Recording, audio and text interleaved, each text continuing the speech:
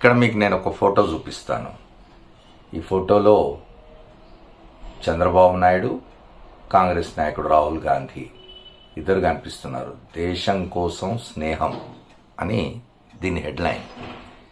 ఈనాడు అనే ఒక ప్రముఖ దినపత్రిక 2018-19 ఆ ప్రాంతాల్లో రాసిన ఒక వార్త, బ్యానర్ స్టోరీ. బ్యానర్ స్టోరీ అంటే మొదటి పేజీలో వచ్చే ప్రధానమైన వార్త అన్నట్టుది. అందులో అప్పుడు బీజేపీతో తెగదెంపులు చేసుకొని చంద్రబాబు నాయుడు కాంగ్రెస్ వైపు చూస్తున్న కాలం అది.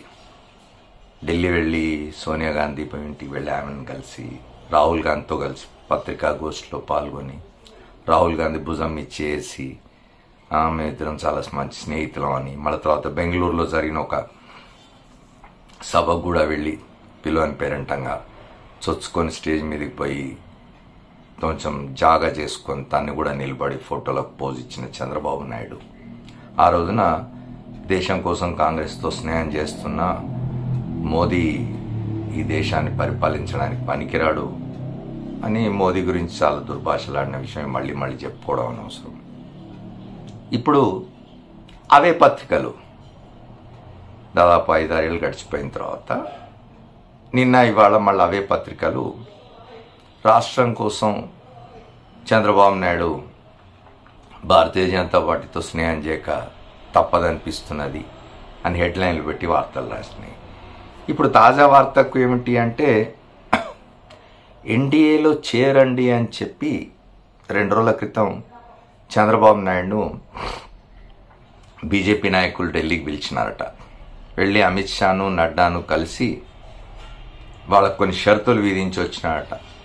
చంద్రబాబు నాయుడు వచ్చి ఇక్కడ కొందరు ముఖ్యులైన నాయకులతో, తన పార్టీ నాయకులతో సమాలోచనలు జరిపిన సందర్భంగా చెప్పినారట, రాష్ట్రం కోసం ఇప్పుడు తప్పదనిపిస్తున్నది అని.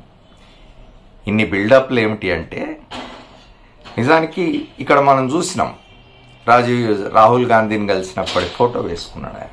అన్ని పత్రికలు ఆయనను సమర్థించే పత్రికలన్నీ ప్రముఖంగా ప్రచురించినాయి. మరి నిన్ననో మొన్ననో నడ్డానో అమిత్ షానో కలిసిన ఫోటో ఎందుకు వేసుకోలేదు?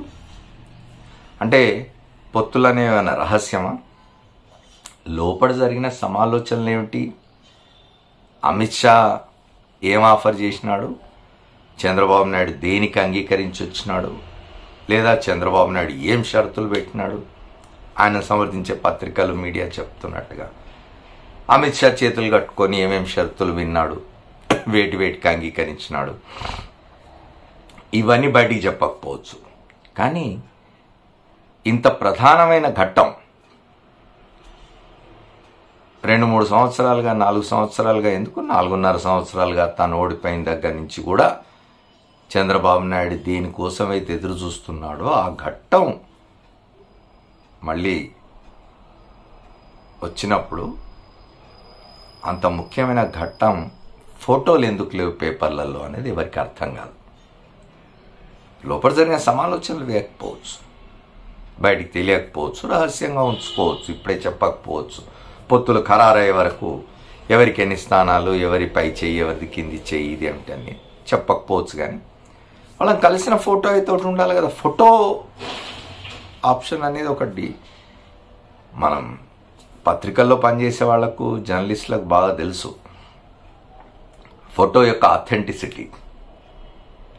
నేను పోయి ఫలానా వాళ్ళని కలిసి వచ్చినా అని చెప్పుకోవడానికి, ఆ ఫలానా వాళ్ళని నేను కలిసిన ఫోటో పేపర్లో రావడానికి తేడా ఉంటుంది. విశ్వసనీయత ఎక్కువ ఉంటుంది కదా వార్తకి, ఫోటో కూడా జోడిస్తే.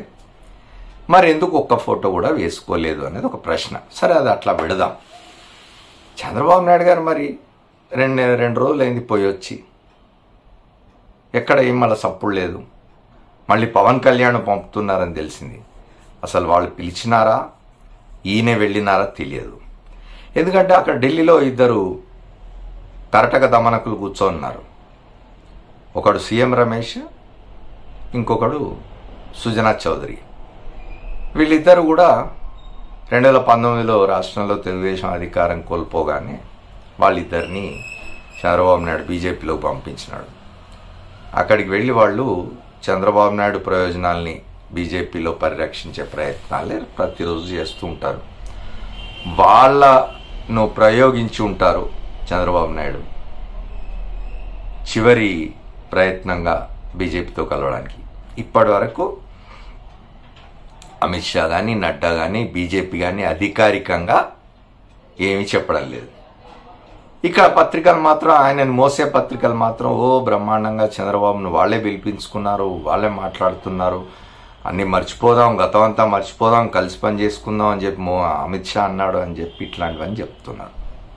ఇది ఎందుకు చెప్తున్నా అంటే, ఇది జరిగే వెంటనే మరునాడే ఆంధ్రప్రదేశ్ ముఖ్యమంత్రి జగన్మోహన్ రెడ్డిని ప్రధానమంత్రి అపాయింట్మెంట్ దొరికింది. ఆయనకు ప్రధానమంత్రి, హోంమంత్రి, ఆర్థిక మంత్రి ముగ్గురిని కలవడానికి ఢిల్లీ వెళ్ళినారు. ఆయన రాష్ట్రానికి ఉన్న సమస్యలు, రాష్ట్రానికి రావాల్సిన నిధులు, రాష్ట్ర అవసరాల గురించి మాట్లాడడానికి.